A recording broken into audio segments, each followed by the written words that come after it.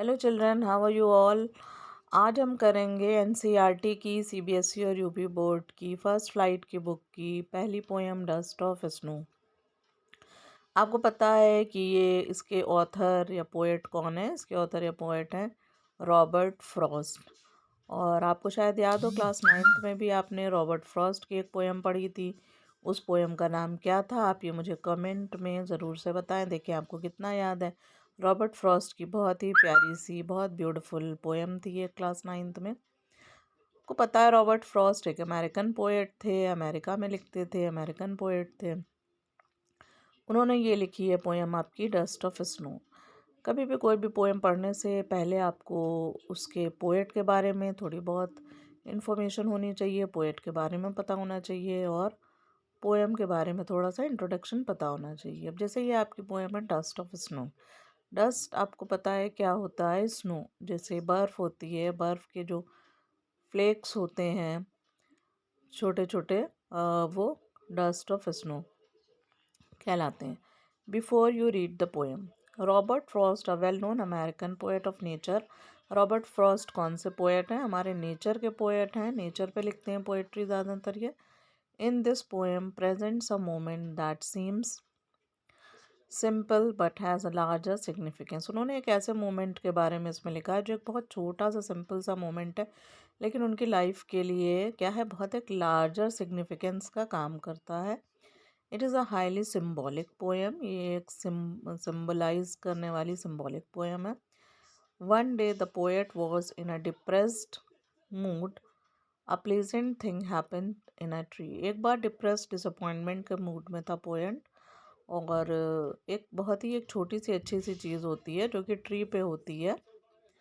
वो क्या करती है? Change the poets mood. वो छोटी सी चीज़ जो होती है पोएट का मूड चेंज कर देती है। And it save the rest of the day for the poet. और पोएट का जो पूरे दिन का ख़राब मूड होने वाला था वो पूरे दिन के लिए वो रेस्ट ऑफ द डे उसका अच्छा हो जाता है एक छोटे से मोमेंट से। देखते हैं क्या है पोएम। आप देखिए ये 2 स्टैंजा में पोएम है, केवल बहुत ही शॉर्ट पोएम है। The way a crow shook down on me the dust of snow from a hemlock tree.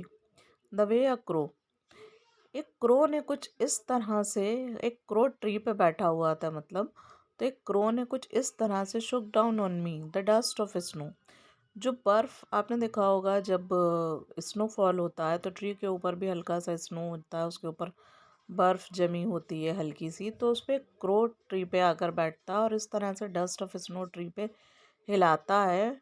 और वो कौन सा ट्री होता है? Hemlock tree. हेमलॉक ट्री एक होता है जैसे वो एक बहुत ही पॉइजनस ट्री होता है, ये जहरीला ट्री होता है। तो आप देखें जहरीला ट्री है, उसके ऊपर बर्फ़ फैली हुई है हल्की सी, और उसके ऊपर क्रो आता है और उस जहरीले ट्री पे बैठता है, हेमलॉक ट्री पे। उसके बाद उसको हिलाता है तो उसमें से डस्ट ऑफ स्नो गिरती है। तो पोएट उसी ट्री के नीचे खड़ा होता है, तो वो क्या होता है उससे? Has given my heart a change of mood. और वो एक छोटा सा मोमेंट होता है जो क्रो करता है और वो डस्ट ऑफ स्नो उसके ऊपर गिरती है पोएट पे।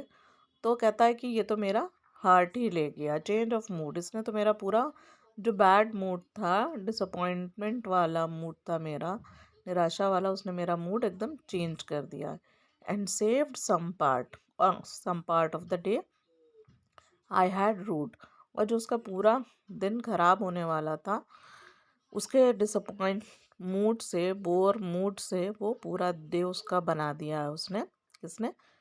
डस्ट ऑफ स्नो ने। एक छोटी सी डस्ट ऑफ स्नो, एक मोमेंट ऐसा हुआ उसकी लाइफ उसमें कि उसने उसका पूरा मूड ही चेंज कर दिया। अब आप देखें मीनिंग्स ऑफ डिफ़िकल्ट वर्ड्स हैं इसमें। डस्ट ऑफ स्नो क्या है? बर्फ़ के बारीक कण है।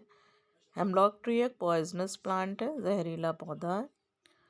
और रूट का मीनिंग आपका है क्या? फेल्ट सैड अबाउट और हेल्ड इन रिग्रेट, बर्बाद करना, यानी उसका पूरा दिन बर्बाद होने वाला था बैड मूड से। तो उसका बैड मूड जो है किसकी वजह से? डस्ट ऑफ स्नो की वजह से बहुत अच्छा हो गया। अब आप देखें ये रॉबर्ट फ्रॉस्ट की ये शॉर्ट पोएम है, आप इसमें से इसको समझ लें। इसमें से स्टैंजा में से आपके कुछ क्वेश्चन आंसर्स आते हैं, आपके एक्सट्रैक्ट से 3-4 क्वेश्चन आंसर्स आते हैं, और उसके बाद आपका इसमें से सेंट्रल आइडिया भी आ सकता है। तो आप एक शॉर्ट सेंट्रल आइडिया इसके बारे इसमें पढ़ लें और इसकी आप ये वर्ड मीनिंग याद कर लें, तो आपको ये पोएम बहुत अच्छे से आ जाएगी। आई होप ये आपको पोएम समझ में आ गई होगी और आप पोएम जो क्लास 9th में पढ़ाई गई थी रॉबर्ट फ्रॉस्ट की, उसका कमेंट करना ना भूलें। Thank you.